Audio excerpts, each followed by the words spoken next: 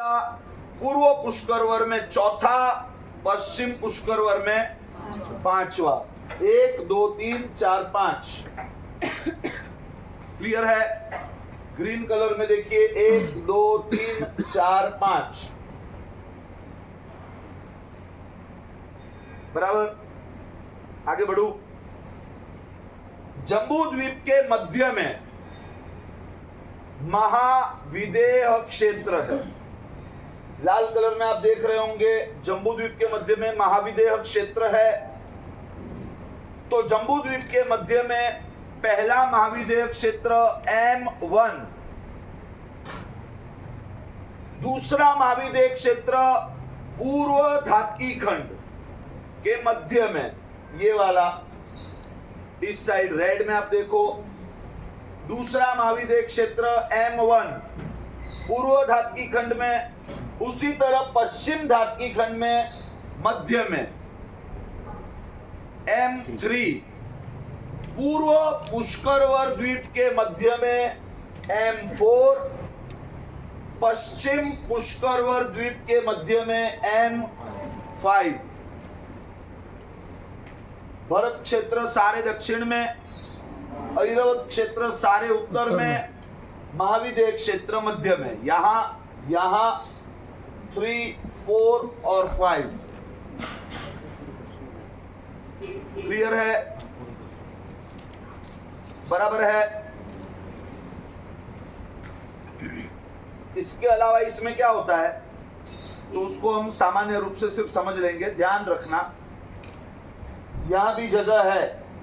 जम्बू द्वीप में भी हमने 3 क्षेत्रों की बात की।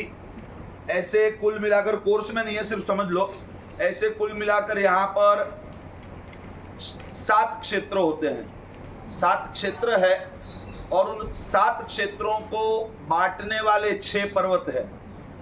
क्षेत्र पर्वत क्षेत्र पर्वत क्षेत्र पर्वत क्षेत्र पर्वत क्षेत्र पर्वत और क्षेत्र, मतलब 7 क्षेत्र, उनको बांटने वाले एक कम होगा तो 6 पर्वत है पूरे जम्बू द्वीप में। कोर्स में नहीं है, सिर्फ समझने के लिए बता रहा हूं। तो हमने सिर्फ 3 क्षेत्रों की बात की, बाकी के 4 क्षेत्रों की बात हम इसलिए नहीं कर रहे हैं, वो अभी रेलेवेंट नहीं है। बाकी कोई भी बेसिक ग्रंथ पढ़ोगे ज्योग्राफी का तो उसमें ये बात आएगी। सबसे बेसिक पहला ग्रंथ लघु संग्रहणी नाम का ग्रंथ है, तो उसमें सारी बातें आती है। यहाँ पर रेलेवेंट नहीं है। यहाँ पर हमें अब 8 दिन में दूसरे भी विषयों को कवर करना है और महत्व के विषय है, उनको छोड़ भी नहीं सकते। तो जम्बू द्वीप में इसके अलावा जो क्षेत्र है, कुछ क्षेत्र ऐसे हैं, उसको समझने के लिए सभी का ध्यान है। यहाँ पर कुछ क्षेत्र ऐसे हैं जम्बू द्वीप में कि जहां पर हमेशा अवसर पिणी के पहले आरे जैसी परिस्थिति होती है। जहां पर हमेशा अवसर पिणी के पहले आरे जैसी परिस्थिति होती है, उसका मतलब क्या? उसका मतलब कि जो भी मनुष्य होते हैं वो 3 पल्योपम के आयु वाले, 3 गांव की ऊंचाई वाले, युगलिक, कल्पवृक्ष के पास से उन्हें सब कुछ मिल जाता है। उसीलिए उनके जीवन में कोई भी प्रकार के विशेष बड़े पाप नहीं है, क्लेश कषाय वगैरह नहीं है, बड़ा ही सरल जीवन है। नए एक युगलिक को जन्म देते हैं और फिर बिल्कुल ही पीड़ा रहित मृत्यु पाते हैं, अवश्य देवलोक में जाते हैं। तो ये जो पैटर्न है, कुछ क्षेत्र में ये फॉर एवर है, कुछ क्षेत्र में हमेशा पहला आरा ही चलता है, बराबर है। कुछ क्षेत्र ऐसे हैं जहां पर हमेशा दूसरे आरे जैसी स्थिति है। कुछ क्षेत्र इसमें ऐसे हैं जहां पर हमेशा तीसरे आरी जैसी स्थिति ही चलती है। समझ रहे हो? तो फिर ये पहला, दूसरा, तीसरा, चौथा किसके लिए है? ये चेंजिंग किसके लिए है? चेंजिंग हमारे लिए, हमें एक जैसा जमता नहीं है ना, चेंज हमारे लिए है। कुछ क्षेत्र ऐसे जहां हमेशा पहला, हमेशा दूसरा, हमेशा तीसरा फिक्स है, वहां पर हमेशा के लिए तीसरे आरे जैसी परिस्थिति है। मतलब कि हमेशा वहां पर युगलिक, एक पलियोपन की आयु, एक गांव की ऊंचाई, कल्प वृक्ष का प्रभाव, युगलिक काल ही चल रहा है, फॉर एवर। उसी तरह महाविदेह क्षेत्र जो है, ये रेड में, ये महाविदेह क्षेत्र में फॉर एवर अवसर पिणी के चौथे आरे जैसी स्थिति होती है। चौथा आरा मतलब, अवसर पिणी का चौथा आरा मतलब क्या?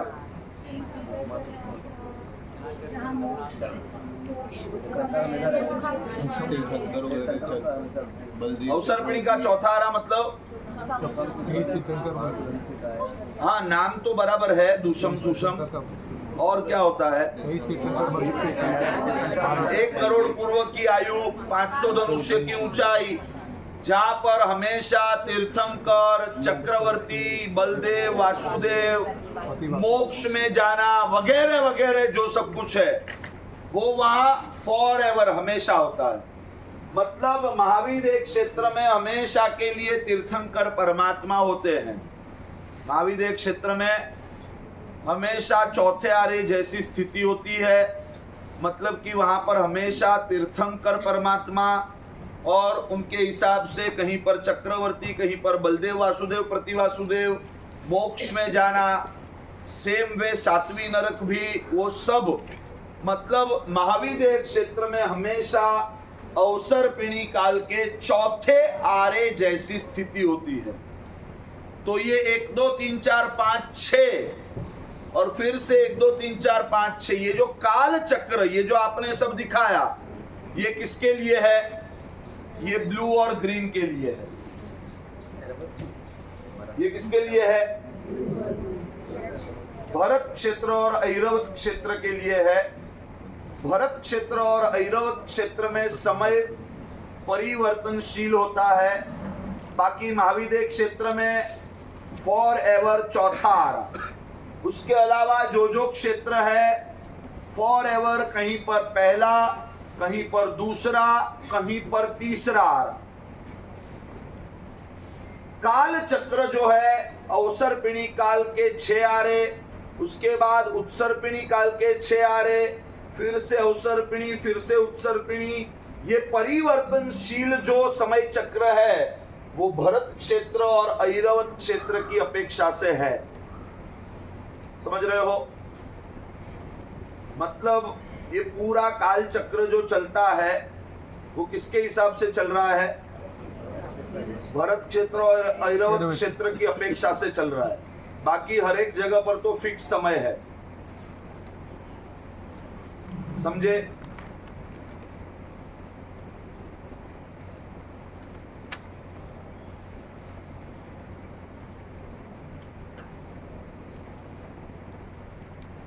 तो दूसरे किसी क्षेत्र की बात अभी करना जरूरी नहीं है। बाकी जैसे 5 भरत क्षेत्र है, 5 ऐरावत क्षेत्र है, 5 महाविदेह क्षेत्र है, उसी तरह यहां जो भी है वो सब कुछ यहां भी 2-2 के सेट में है। मतलब धात्की खंड में 2, पुष्करवर द्वीप में 2, यहां 2, यहां 2, यहां 2, यहां 2, मतलब हर एक 5-5 है। जो भी क्षेत्र है वो 5-5 है। लेकिन हमें फिलहाल ब्लू, ग्रीन और रेड, ये 3 की बात करनी है। तो भरत क्षेत्र 5, ऐरावत क्षेत्र 5 और महाविदेह क्षेत्र 5। तो 5 महाविदेह क्षेत्र में तो हमेशा तीर्थंकर है। भरत और ऐरावत क्षेत्र में कैसा होगा? भरत और ऐरावत क्षेत्र की साइकिल एक साथ चलेगी। मतलब भरत क्षेत्र में फिलहाल अवसर पिणी काल का 5वां आरा चल रहा है। ऐरावत क्षेत्र में भी सेम अवसर पिणी काल का 5वां आरा चल रहा है। अवसर पिणी काल के 5वें आरे को शुरू हुए भरत क्षेत्र में हमारे यहाँ 2500, लगभग 2500 साल हो गए। तो सेम ऐरावत क्षेत्र में भी 2500 साल जितने यहाँ पे हुए एग्जैक्ट उतने वहां पे हुए। भरत क्षेत्र में अभी 24वें तीर्थंकर का शासन चल रहा है। ऐरावत क्षेत्र में भी ऐसे 24 तीर्थंकर हुए थे। हमारे यहाँ ये ब्लू वाले में B1 में, बराबर समझो इसको, B1 में ऋषभ देव से लगाकर महावीर स्वामी तक के 24 तीर्थंकर हुए। उसी तरह A1 में भी नाम अलग होगा। ऋषभ देव से महावीर स्वामी जो है वो यहाँ के हैं।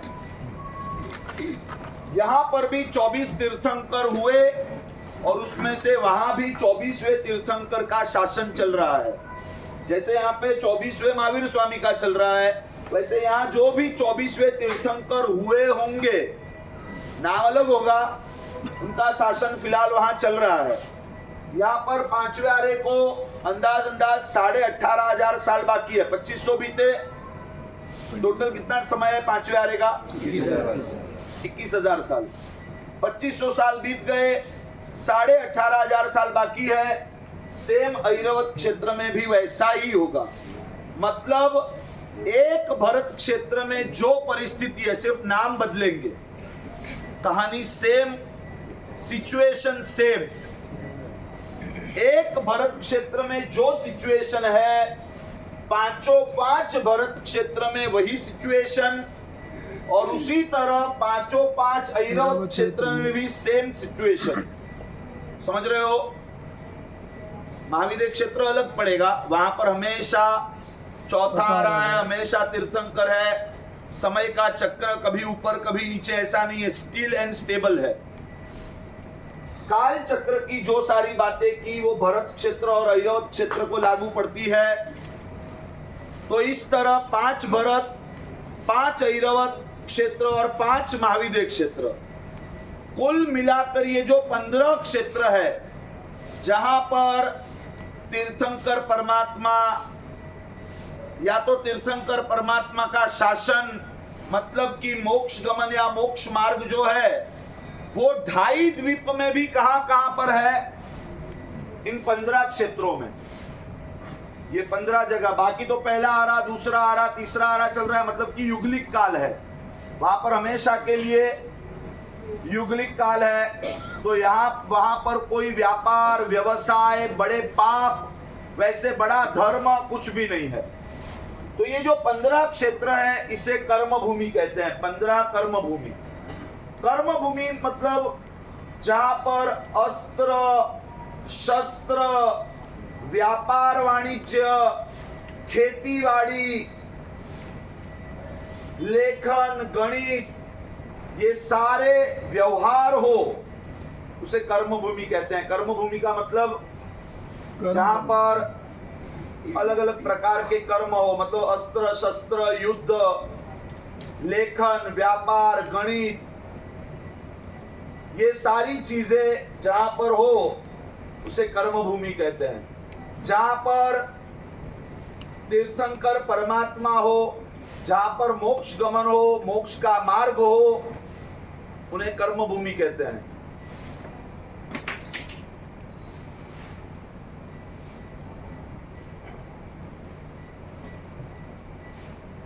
तो पूरे 14 राजलोक में से मध्य में तिरछालोक, उस तिरछालोक में से भी 2.5 द्वीप, और 2.5 द्वीप में से भी सिलेक्टेड एरिया है, बहुत ही फिक्स 15 जगह है जहां पर तीर्थंकरों का जन्म और उनके द्वारा धर्म प्रवर्तन होता है।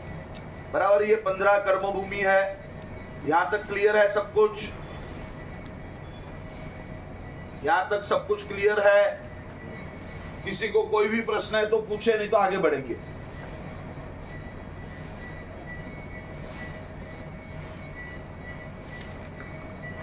सामान्य रोज 8 बज जाते हैं, फिर Q&A का समय नहीं रहता है। पूछो, कुछ भी हो तो पूछ लो, क्लियर करो, आगे बढ़ेंगे। पुष्कर द्वीप को जो विभाजित करना है वो मनुष्योत्तर पर्वत है, जबकि जो जम्बूद्वीप के और घाटखंड के और जो पर्वत है वो 2 पार्ट में डिवाइड कर रहे हैं। क्या? नॉर्थ साउथ जम्बूद्वीप और ऊपर के घाटखंड को 2 पार्ट में डिवाइड कर रहा है पर्वत। हाँ, ये हाँ, पर्वत कौन सा? ये पर्वत का भी कुछ नाम है इसको?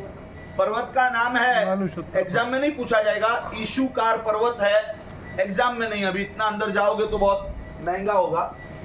ईशुकार पर्वत है, ये पर्वत का जो नाम है, षटकोण का श।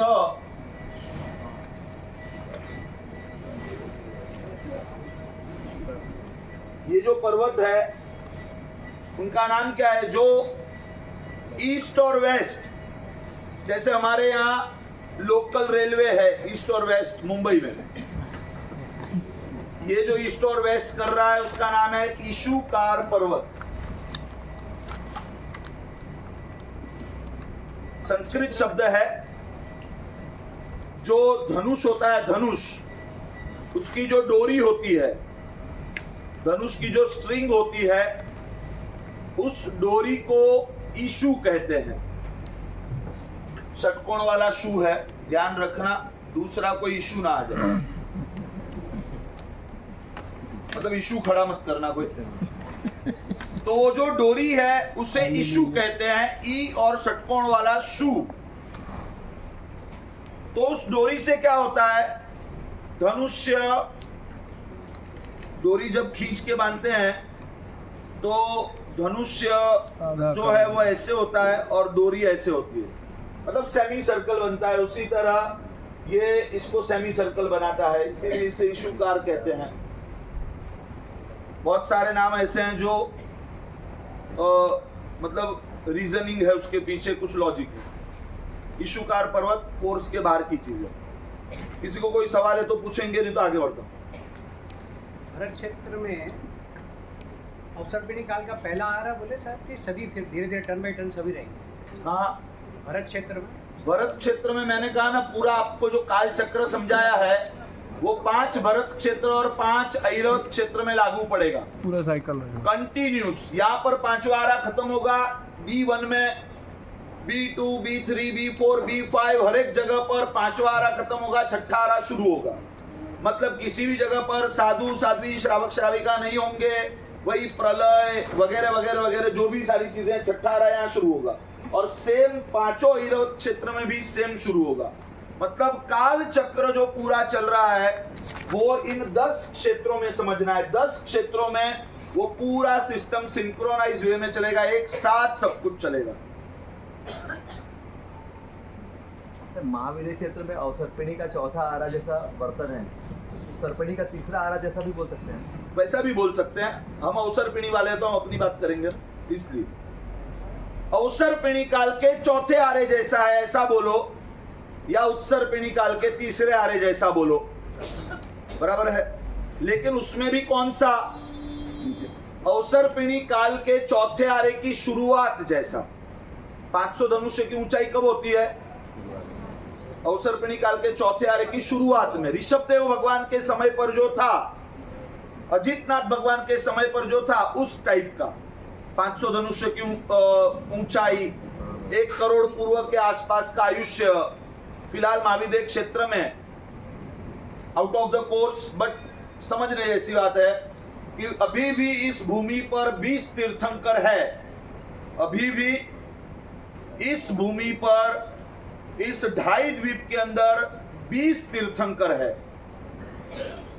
छाती पीटने की जरूरत नहीं है, हम जहां है वहां नहीं है। हम जहां है वहां से महावीर स्वामी भगवान 2500 साल पहले मोक्ष में चले गए, लेकिन अभी भी इस भूमि के ऊपर 20 तीर्थंकर परमात्मा है।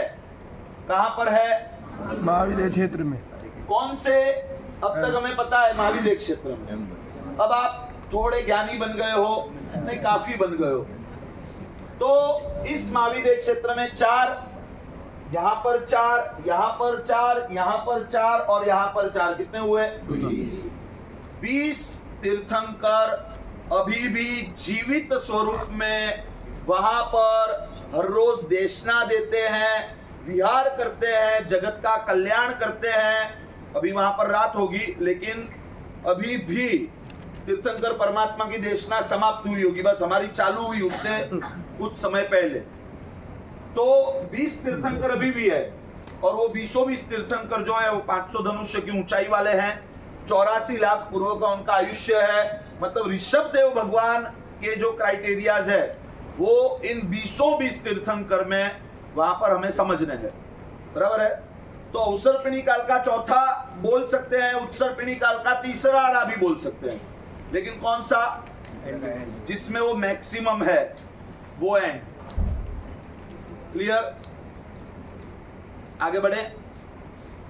मानुषोत्तर पर्वत का बाहर का भाग कैसा रहेगा? मानुषोत्तर पर्वत के बाहर का जो भाग है, या तो आगे का भी समझ लो कि आगे के भी जो द्वीप समुद्र है वहां पर क्या है, क्योंकि आगे तो असंख्य है। आपने तो सिर्फ 2.5 की बात की है, कितने अनकाउंटेबल द्वीप समुद्र है। तो अनकाउंटेबल वो ले लो और इसको भी उसी के अंदर ले लो। यहाँ पर कुछ अलग अलग प्रजाति के, बहुत ही जाइजेंटिक अलग अलग प्रजाति के पशु पंछी होते हैं, मतलब कि तीरियंच होते हैं। मनुष्य इसके बाहर नहीं होते सामान्यतया। कोई गया किसी देव की मदद से या किसी लब्धि की वजह से, कोई गया बात अलग है। बाकी इसके बाहर सामान्य रूप से पशु पंछी होते हैं, वो भी अलग प्रजाति के जाइजेंटिक बड़े बड़े। हाँ, इसके आगे कुछ ऐसे द्वीप समुद्र है जो विशेष रूप के हैं। आपने सुना होगा कि तीर्थंकर परमात्मा के जन्म के समय जो देव होते हैं वो क्षीर समुद्र का जल लाते हैं। तो क्षीर समुद्र कौन सा है? एक ऐसा समुद्र है, आगे आगे आता है, हमारे बोर्ड में नहीं आएगा, समा भी नहीं पाएगा। आगे आगे वो एक समुद्र आता है जिस समुद्र में होता पानी ही है, समझना बराबर, होता है पानी, लेकिन उसका स्वाद जो है वो मिश्री और केसर से घुला हुआ दूध जैसा हो वैसा उसका स्वाद होता है। इसीलिए हम उसके प्रतीक स्वरूप दूध के अंदर फिर पंचामृत, मतलब सिस्टम है कि थोड़ा थोड़ा ऐड करना चाहिए। तो क्षीर समुद्र यहाँ से आगे ही है, आगे आगे आते हैं, क्षीर समुद्र आता है। ये लवण समुद्र है। लवण समुद्र मतलब लवण मतलब नमक। तो लवण समुद्र का पानी जो है वो खारा होता है। कालोदधी समुद्र का पानी सांवला काला काला होता है। ये खारा है, ये काला है। उसी तरह आगे आगे अलग अलग प्रकार के समुद्र आते हैं। सोचो क्षीर समुद्र, पूरा दरिया ही जो है दूध के टेस्ट वाला है, वो भी केसरिया दूध। दूध नहीं है, उसका जल जो है वो उस प्रकार के स्वाद वाला है। वैसे एक द्वीप है वारुणी समुद्र, कोर्स में नहीं है, लिखोगे नहीं तो चलेगा, कंफ्यूज मत होना, सिर्फ क्लियर कर देता हूं। एक वारुणी समुद्र है। वारुणी का मतलब होता है ये मतलब बॉटल। वारुणी होता है पानी, लेकिन उसका स्वाद चढ़ती होगी कि नहीं मालूम नहीं, लेकिन उसका स्वाद जो है वो मदिरा जैसा होता है, बराबर है। उसी तरह आगे कुछ द्वीप है, नंदीश्वर द्वीप, आपने नाम सुना होगा। परमात्मा के जन्म कल्याणक वगैरह सेलिब्रेट करने के बाद देव नंदीश्वर द्वीप में जाते हैं। उसके अलावा भी नंदीश्वर द्वीप में महोत्सव होते हैं। वहां पर शाश्वत जिनालय है, मतलब कि शाश्वत का मतलब नेवर मेड, और कभी भी वो नष्ट नहीं होने वाले हैं। मानव सर्जित नहीं है, कुदरत सर्जित है। तो नंदीश्वर द्वीप के अंदर ऐसी बहुत सारे शाश्वत जिनालय हैं। देवों के सेकंड होम है। देवलोक में तो उनके देव विमान है, लेकिन सेकंड होम उनके वेकेशन होम है वहां पर। वैसी बहुत सारी चीजें हैं, सब भूगोल का विषय है। तो नंदीश्वर द्वीप 8वां द्वीप है। जैसे ये पहला, ये दूसरा, ये तीसरा, जैसे आगे आगे बढ़ते जाओगे तो डबल मेजरमेंट वाला 8वां नंदीश्वर द्वीप है। वैसे बहुत सारे द्वीप समुद्र वगैरह हैं। कोई प्रश्न? आपने जैसे फरमाया कि ऋषभदेव भगवान और महाविद्य में जो परमात्मा है, जैसे सिमंदर स्वामी इत्यादि सेम टू सेम है, तो क्या वो सिमंदर स्वामी भी 72 कलाएं, 64 कलाएं, पुरुषों की स्त्रियों की और युगलाधर्म निवारण इत्यादि करते हैं कि वहाँ वो व्यवस्था नहीं है? देखो, हमेशा वहां पर चौथा आरा ही है। ये 72 कला सिखाने की जरूरत किसे पड़ेगी? जो युगलिक है, जिन्हें लोक व्यवहार का पता नहीं है, उन्हें सिखलाना पड़ेगा। महाविदेह क्षेत्र में तो ऑलरेडी सब कुछ ठीक ठाक है, वहां कल्पवृक्ष युगलिक काल तो नहीं है, तो वो सिखाने की जरूरत नहीं पड़ेगी। ऐरावत क्षेत्र में कौन ऐरावत क्षेत्र में सेम हमारे जैसे ही मनुष्य, मतलब अभी फिलहाल की बात करें तो हमारे जैसी लगभग हाइट, हमारे जैसे ही आयु, सब कुछ अभी जो यहाँ चल रहा है उसके जैसा ही मनुष्य ही रहते हैं।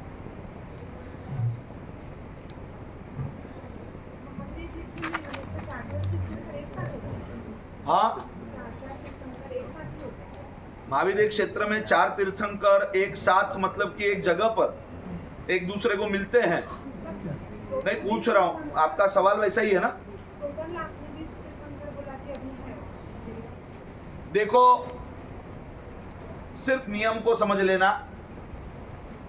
एक तीर्थंकर अपने जीवन काल में तीर्थंकर होते हुए कभी भी दूसरे तीर्थंकर को नहीं मिल सकते। एक चक्रवर्ती कभी भी दूसरे चक्रवर्ती को, एक वासुदेव दूसरे वासुदेव को नहीं मिल सकते। एक ही क्षेत्र में जब चक्रवर्ती हो तो वासुदेव नहीं होते, क्योंकि एक ऑलरेडी एक 6 खंड का मालिक है, तो 3 खंड का मालिक फिर रबर स्टैंप हो जाएगा। समझ रहे हो? ये रबर स्टैंप वाले एक्सीडेंटल वासुदेव, एक्सीडेंटल बलदेव नहीं है, ये है तो है। मतलब एक तीर्थंकर कभी दूसरे तीर्थंकर को नहीं मिलते, उसी तरह ये सारी चीजें समझनी है। तीर्थंकर और चक्रवर्ती साथ में हो सकते हैं एक ही जगह पर, तीर्थंकर और वासुदेव बलदेव एक जगह पर हो सकते हैं। तो उनका प्रश्न है कि 4 तीर्थंकर जो है महाविदेह क्षेत्र में वो एक साथ होते हैं? नहीं, महाविदेह क्षेत्र बहुत जाइजेंटिक है, बहुत बड़ा है, और उसके अंदर हर एक महाविदेह क्षेत्र में 32 सेक्शन है। कितने हैं? उन 32 में से 4 में ही तीर्थंकर है फिलहाल। मतलब यहाँ पर 32 सेक्शन है, उसमें से सिर्फ 4 में तीर्थंकर है। यहाँ पर भी 32 सेक्शन है, उसमें से सिर्फ 4 में है, अलग अलग में है। तीर्थंकर, एक तीर्थंकर कभी भी अपने जीवन काल में दूसरे तीर्थंकर को नहीं मिलते हैं। क्षेत्र ही अलग होता है, एक क्षेत्र में 2 तीर्थंकर नहीं हो सकते।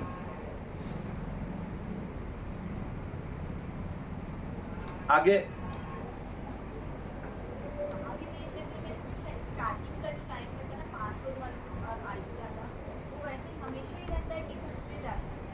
हमेशा सेम। हाँ, कोई छोटी हाइट वाला या कोई छोटे आयुष्य वाला अकाल मृत्यु हुई, ये बात अलग है। बाकी नॉर्मल जो सारे लोग हैं वो 500 धनुष्य वाले ही है, वहां बढ़ना घटना ऐसा कुछ भी नहीं होता, फॉरएवर सेम। जनरल पब्लिक भी, ये सिर्फ तीर्थंकर की बात नहीं है, सभी लोग, नहीं तो ऑकवर्ड सिचुएशन होगी ना, तीर्थंकर ऐसे पब्लिक छोटी, वैसा नहीं, सब सामान्य जनजीवन एक समान। आगे बढ़ता हूं। अब एक लास्ट जूम इन कर लेते हैं। जम्बू द्वीप जो है उसके केंद्र में, बिल्कुल जम्बू द्वीप के मध्य में, मतलब ऐसे देखने जाओ तो पूरे 14 राजलोक के मध्य में हुआ, ऐसे देखने जाओ तो तिरछा लोक के मध्य में, हाई द्वीप के मध्य में, क्योंकि यही सेंटर है, और जम्बू द्वीप के भी मध्य में, ये जो सेंटर है महाविदेह क्षेत्र के बीच में, वहां पर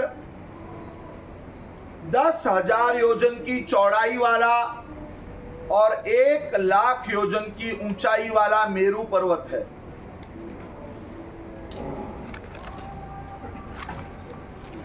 जम्बू द्वीप के बीचों बीच, मतलब देखने जाओगे तो महाविदेह क्षेत्र के भी बीचों बीच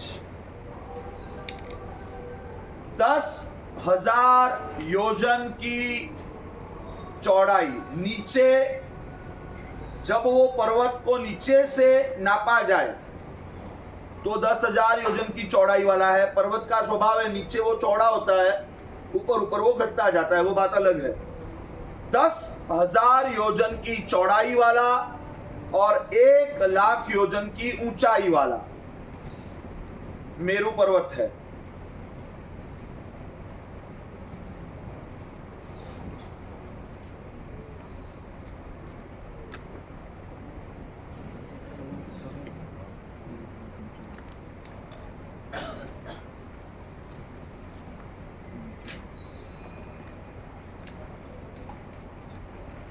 जम्बू द्वीप के मध्य में, मतलब कि महावीर क्षेत्र के मध्य में, ऐसे देखने जाओ तो पूरे तिरछा लोक के मध्य में असंख्य द्वीप समुद्र गिनोगे तो भी सेंटर यही होगा। 10,000 योजन की चौड़ाई वाला और 1,00,000 योजन की ऊंचाई वाला मेरू पर्वत है। मेरू पर्वत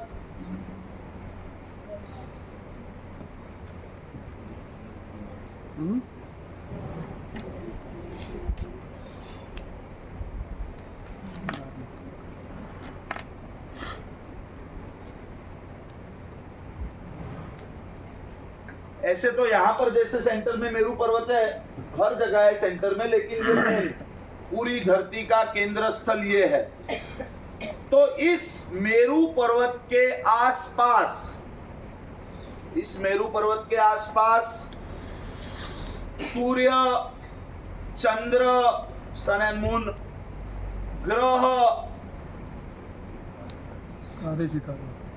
प्लैनेट्स, नक्षत्र, नक्षत्र का मतलब कॉन्स्टेलेशन, वो तारों का समूह जो होता है, और तारे, स्टार्स, सितारे।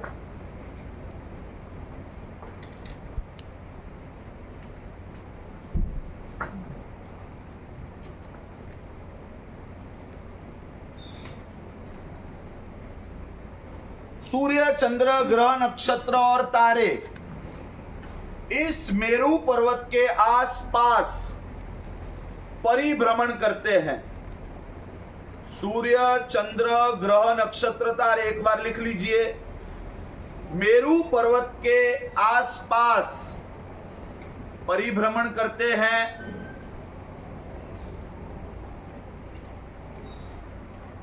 और सूर्य, चंद्र परिभ्रमण करते हैं। तो सीधी सी बात है, उसकी वजह से दिन और रात होते हैं। सूर्य चंद्र का परिभ्रमण जैसे जैसे होता जाता है, एक दिन और एक रात बीतेगी तो एक अहोरात्रि होगी, वैसी 30 अहोरात्रि, 15 अहोरात्रि का एक पक्ष, फिर 2 पक्ष का एक महीना, वैसे साल बीतते जाएंगे।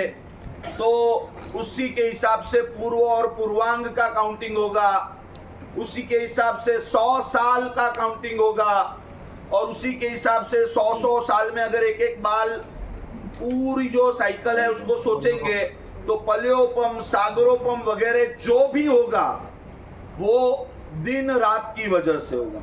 और दिन रात कैसे होंगे? सूर्य चंद्र के परिभ्रमण से होंगे। तो इसको ध्यान से देखना है, यहां पर ध्यान से।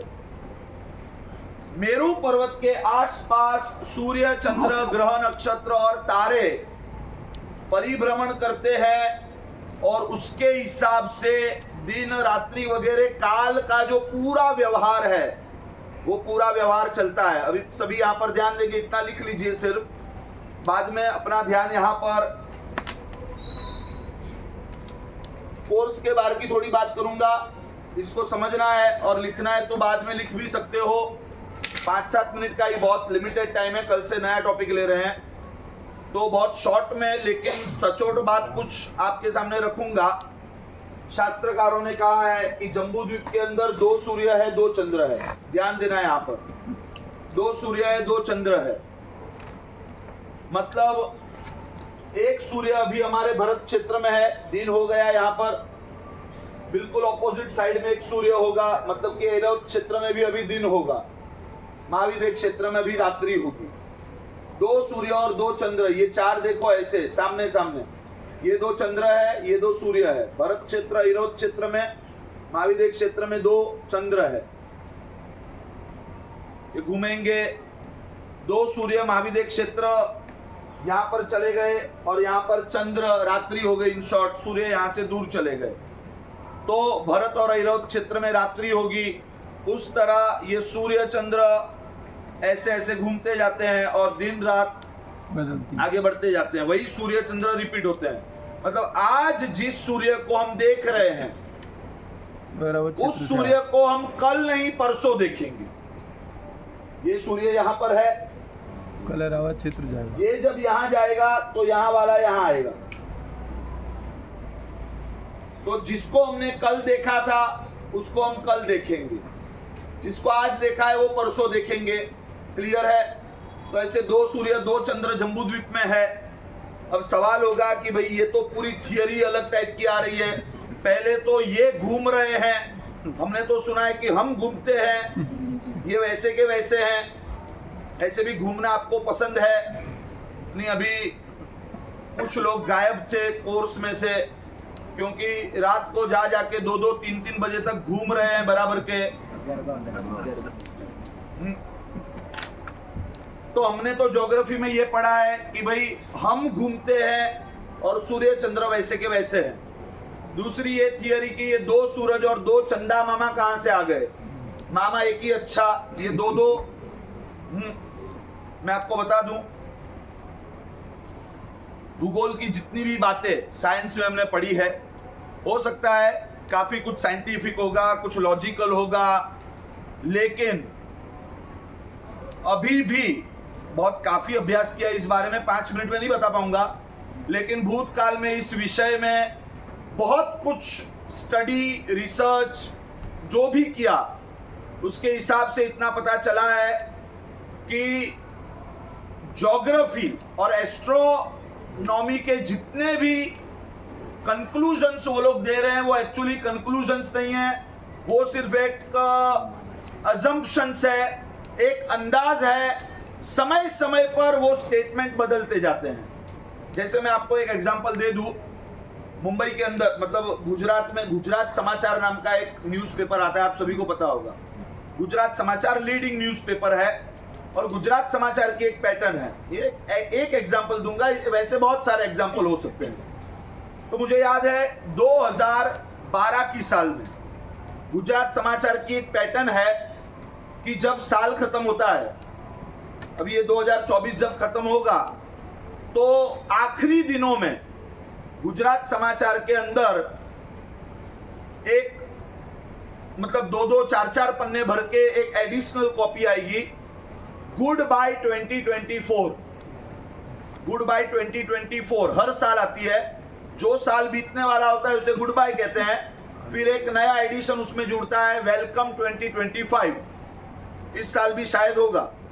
तो 2024 में दुनिया में जितनी भी बड़ी बड़ी घटनाएं बनी है, जितने बड़े बड़े रिसर्च इन्वेंशंस, कोई अच्छी या बुरी बड़ी बड़ी घटनाएं, जो कुछ भी बना है वो पूरा वो लोग आखिरी वीक में कवर करते हैं, गुड बाय जो भी है।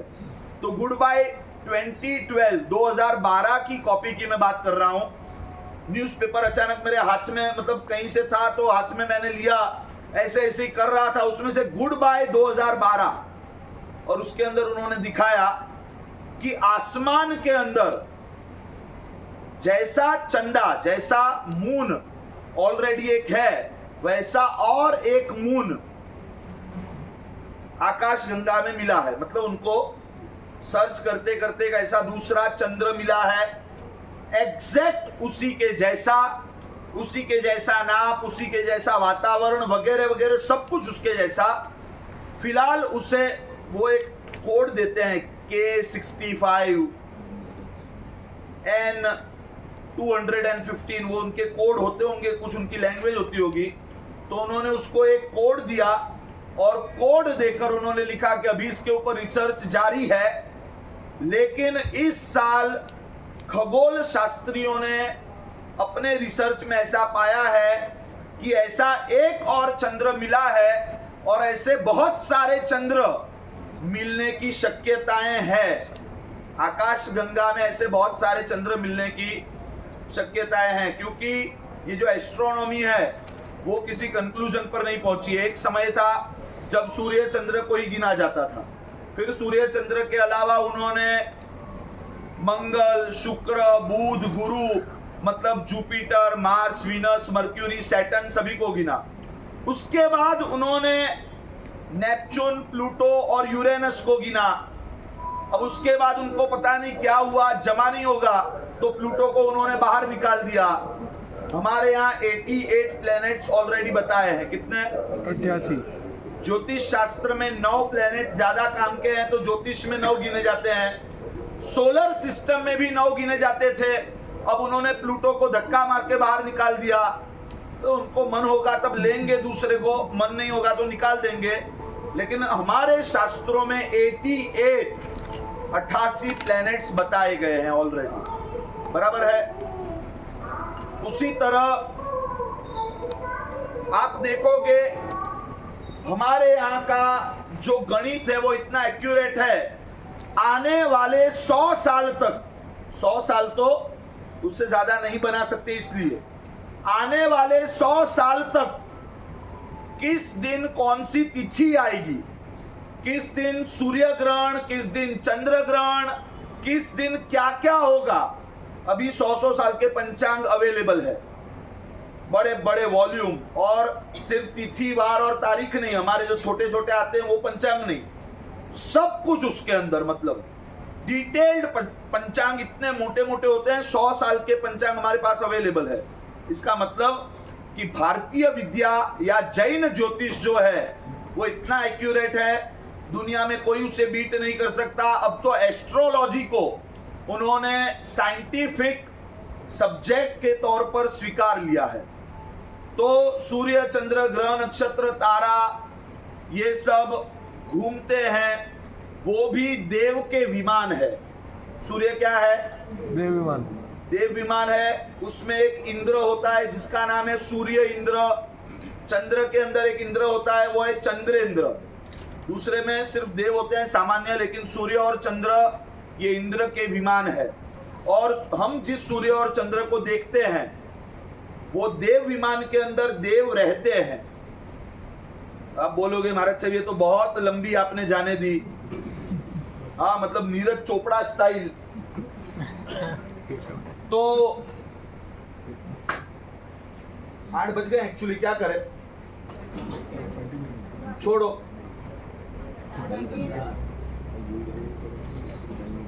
10-15 मिनट लगे तो ले लीजिए। 5 मिनट अगर अलाउ करते हैं तो मैं आगे बढ़ूं। 5 मिनट शॉर्ट में ही लूंगा, क्योंकि 5 मिनट में ये टॉपिक शायद कवर नहीं हो सकता, लेकिन लंबा करूंगा नहीं। पता है स्कूल है तो स्कूल में स्कूल का डिसिप्लिन मुझे भी फॉलो करना है। अगर चंद्र का विमान, सूर्य की बात तो जाने दे, कोई आज तक गया नहीं है, बराबर है, लेकिन अगर चंद्र जो है वो चंद्र का विमान है, उसके अंदर अगर चंद्र देव, चंद्र के इंद्र रहते हैं, तो महाराज साहब ये आप क्या बात कर रहे हो? तो नील आर्मस्ट्रॉन्ग कहां गया था? आज से दशकों पहले Neil Armstrong, the first man to step on the moon, Neil Armstrong कहां गया था? उसके बाद तो महाराज साहब चलो अमेरिका की तो बात अलग है, अब तो भारत ने भी चंद्र के ऊपर झंडे गाड़ दिए हैं। चंद्रयान 2, चंद्रयान 3, फिर तो मार्स मिशन, मतलब कि मिशन मंगल। हाँ महाराज साहब मूवी आ गई। अब आप ये सब बोल रहे हो, क्या मतलब है? मैं आपको बता दूं, आज से दशकों पहले, साल आप लोग गूगल पे सर्च कर सकते हो,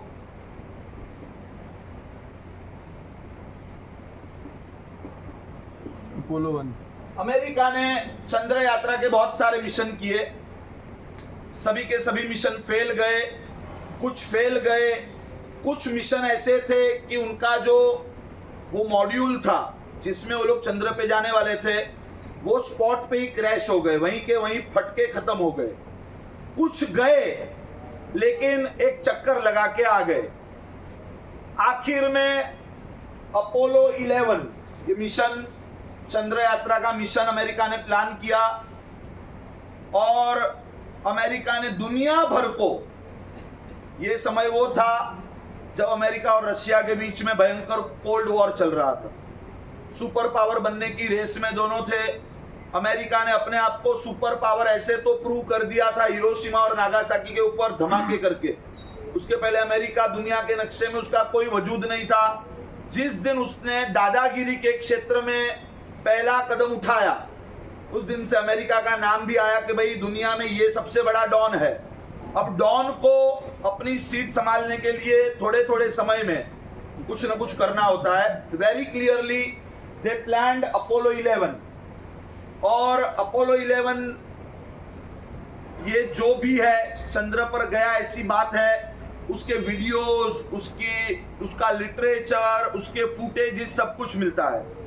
लेकिन ये जो रॉकेट, जो मॉड्यूल ऊपर गया, इस मॉड्यूल की डिजाइन करने वाला एक आदमी चंद्र यात्रा के जब 25 साल हो रहे थे, सिल्वर जुबली, तो उसने चंद्र यात्रा का सेलिब्रेशन बहुत अच्छे तरीके से किया। उस व्यक्ति का नाम था जिसने ये पूरी डिजाइन बनाई थी कि भाई ये रॉकेट, ये जो मॉड्यूल है वो कैसा होगा। वो डिजाइन बनाने वाला जो व्यक्ति है उसका नाम है, sorry, bill casing. Bill casing व्यक्ति का नाम है। चंद्र यात्रा के जब 25 साल हो रहे थे, खुद ही ने वो डिजाइन बनाई है। मतलब चंद्र यात्रा के मिशन में इस व्यक्ति का बहुत बड़ा हाथ है। और इसी व्यक्ति ने 25 साल के बाद, उसका हृदय परिवर्तन हुआ होगा या जो भी हुआ होगा, उसने एक बुक लिखी,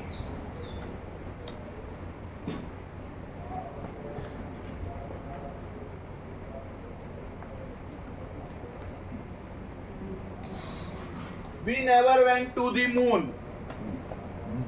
बिल केसिंग ने चंद्र यात्रा के 25 साल बाद शायद उसका हृदय परिवर्तन हुआ होगा कि भाई 25 साल तक हमने दुनिया को उल्लू बनाया, अब सत्य बोलने का समय है, मैं बोल दूं।